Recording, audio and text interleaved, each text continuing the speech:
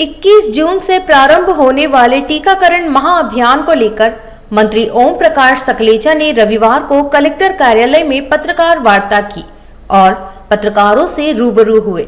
टीकाकरण महाअभियान को लेकर पत्रकारों को जानकारी देते हुए कहा कि कोरोना की तीसरी लहर से निपटने के लिए प्रधानमंत्री और मुख्यमंत्री शिवराज सिंह चौहान के साथ मिलकर जागरूकता के लिए सभी तरह की तैयारियां शुरू कर दी गई हैं।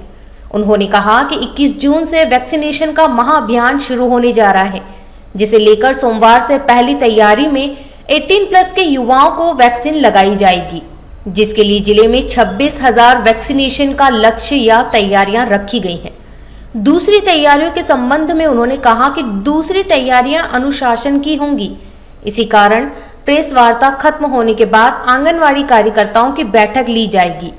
मंत्री सकलेचा ने पत्रकारों को जानकारी देते हुए यह भी कहा कि सोमवार यानी 21 जून से कोरोना वैक्सीनेशन के लिए महाअभियान की शुरुआत की जा रही है, जिसके चलते 25 लाख लोगों का वैक्सीनेशन किए जाने का लक्ष्य रखा गया है।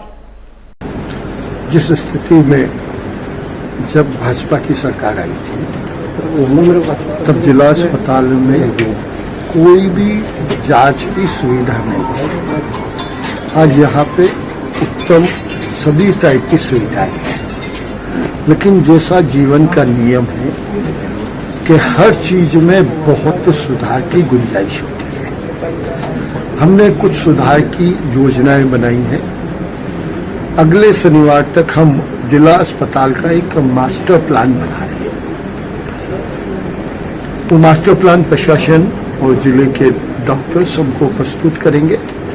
फिर स्थानीय विधायक और हम बैठकर उसके बारे में मंथन कर एक अगले 10 साल का विजन और कम से कम 400 बेड के अच्छे सुसज्जित अस्पताल की रचना की तरफ शुरुआत करेंगे। अभी कुछ जगह कुछ उसमें परिवर्तन भी आएंगे और सुधार भी होंगे, क्योंकि ये तो एक नियम है कि समय के साथ हर चीज में परिवर्तन आता है। आपका भी घर आपने भी हर 10-15 साल में कुछ ना कुछ अदला बदली कराई होगा। नहीं होगा तो सोफा बदल दिया होगा, दीवार का कलर का पेंट बदल दिया होगा, कोई अंदर का सिटिंग अरेंजमेंट बदल दिया होगा। ये प्रकृति का नियम है। तो 18-20 साल का इस विकास में भी एक नयापन देने की जरूरत है।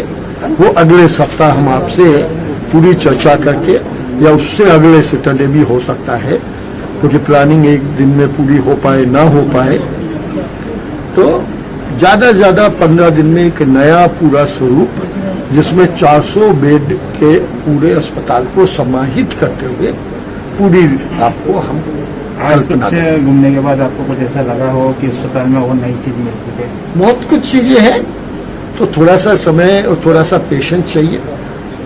प्रीमेच्योर डिलीवरी कभी भी हेल्दी बेबी नहीं देता है। समय आने दो।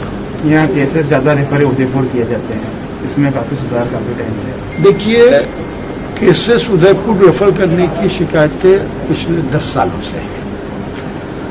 केवल डॉक्टरों की या केवल एक तरफा बात नहीं है। पेशेंट को भी समहाउ सालों साल 50 साल से उदयपुर रेफर कर रहे हैं। उनके संपर्क बने हुए हैं, एक दूसरे के कनेक्शन बने हुए हैं, तो दोनों के समन्वय से उदयपुर जाते हैं। ये बात कई बार मुख्यमंत्री के सामने भी चर्चा हुई। मुख्यमंत्री जी ने भी उदयपुर के अस्पतालों को अप्रूव करके स्वच्छानुदान में पीछे जोड़ा भी था। लेकिन फिर जब आयुष्मान की योजना आई तो उसमें राजस्थान सरकार दूसरे राज्यों को के आदमियों को आदमी नहीं मानती है, इसलिए उनका इलाज उनकी योजना के अनुरूप मध्य प्रदेश वालों को नहीं दे रही। ये इस बात से मैं टोटल असहमत हूं कि कोई सरकार इलाज के नाम पे भी राजनीतिक बंटवारा करे। हमारी सोच बहुत साफ है। आप मध्य प्रदेश में देख लें, 80% लोगों के आयुष्मान कार्ड बने, 24 घंटे में कार्ड बनाए। किसी ने ना जाति पूछी, ना किसी ने किस विचारधारा के ये पूछा, और सबको सेवा दी। यही काम सब सरकारों का करने का दायित्व है। लेकिन उदयपुर एक ऐसा बन गया स्थान, चूंकि अपना नियरेस्ट पॉइंट है, 2 घंटे में वो कहीं नहीं पहुंच सकते। इंदौर में टाइम ज्यादा लगता है और थोड़ा सा इंदौर ज्यादा कमर्शियलाइज्ड भी है, तो वहां डायरेक्शन देने वाले यहाँ के लोग कम हैं। इसलिए अभी जब हमने जावत का जो आयुष्मान की वर्किंग करी है, उसमें हमारी एम्बुलेंस के साथ हमने 2 PRO रखे, जैसा अभी आपको बताया।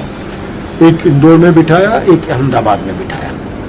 जिसको जहां जाना है मेरी एम्बुलेंस ले जाती है फ्री ऑफ कॉस्ट। वहां वो उसका अपॉइंटमेंट करवा के ट्रीटमेंट करवाएगा और वो वापस अच्छा होके आए।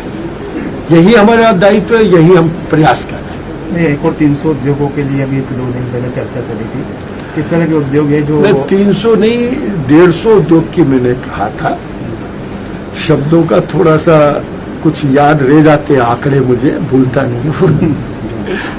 150 उद्योग बहुत जल्दी हमने अगले सप्ताह, अभी मैंने कलेक्टर साहब से आग्रह किया है, अगले सप्ताह रविवार को हम उनको लेके नीमच जिले के सभी एंटरप्रेन्योर्स को लेके उनसे चर्चा करेंगे। हमारे डिपार्टमेंट के कुछ अधिकारी पहले आएंगे और वो उनसे अलग अलग प्रोजेक्ट के बारे में गाइडलाइन भी किस तरह के उद्योग आ रहे हैं और इससे किस तरह का रोजगार यहाँ मिलता है? सभी टाइप के उद्योग आएंगे। उद्योगपति की इच्छा से लगता है, सरकार की इच्छा से। पैसा उसका लगता है, शक्ति उसकी लगती है, ज्ञान उसका लगता है, मार्केटिंग उसको करनी है, तो उसकी इच्छा है। लेकिन नेचुरल वे में टेक्सटाइल बहुत तेजी से यहाँ आएगा, मसाले बहुत तेजी से आएंगे, औषधियाँ बहुत तेजी से आएगी, फूड प्रोसेसिंग बहुत तेजी से आएगा। अभी रेडीमेड गारमेंट की बात हो रही थी, मध्य प्रदेश सरकार की एक स्पेशल स्कीम बनी है, सिर्फ 3 आदमियों को अभी मिली है, 1 महीने पहले ही बनी है। तो आज नीमच रेडीमेड एसोसिएशन वालों ने जब बात करी तो मैंने कहा कि आप भी उस योजना का फायदा लें और रोजगार भी पैदा करें और अपने को भी आगे बढ़ाएं।